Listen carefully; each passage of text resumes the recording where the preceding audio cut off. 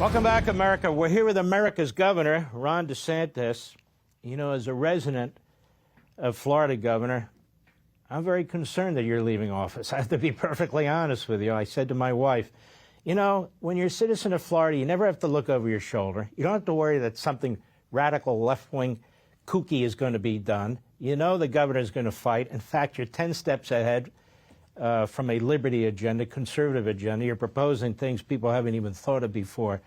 So I do worry about that, just so you know. Now, I talked at the opening about immigration, about what happened with Morocco and Spain, what happened in our country when the Biden regime was in power and the Democrats were in control. Now the president has locked down the border, but he won't be president forever.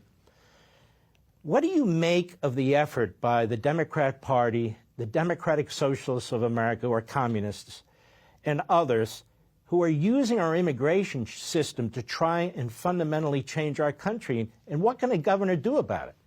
Well, I think a couple things. I think, one, the left realizes that they can't win in America unless they import people from around the world who will agree with their agenda. And part of that is having an open border, having illegal immigration, and then amnestying them and having them vote. And actually, in some of the blue states, they're letting the foreigners vote, which is why you need to pass the Save America Act. We've done that in Florida, incidentally. So this is part of a larger political project. It's very radical. You go back even 20 years ago, 25 years ago, Democrats like Bill Clinton were signing tough legislation proposed by Republicans on illegal immigration. So this has been a big change, but it is definitely political. So what can you do at the state level? When Joe Biden opened the border, I was the first governor to send people to Texas to help Governor Abbott and help the state of Texas fortify that border. And there was some success, but when the feds are releasing the people you catch, then it's not as successful as you would like. And so, but we were there the whole time.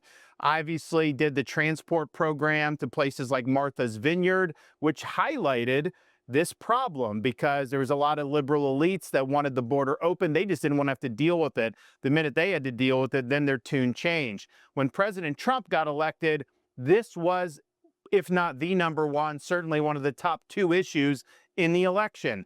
But I also knew after 4 years of Biden, DHS was a shell of itself. They were not going to be able to do mass deportations immediately because they didn't have the funding, they didn't have the personnel. So I did a special session of the Florida legislature in January of 2025, and we got legislation that mandates in Florida all state and local law enforcement to cooperate with DHS on deportations. And so the result of that is all the sheriff's departments in Florida have these 287G agreements with DHS. We have different places in the municipalities as well. If a mayor or a sheriff does not cooperate and they try to be sanctuary, I have the authority to remove them from office. And so what's the result of that been?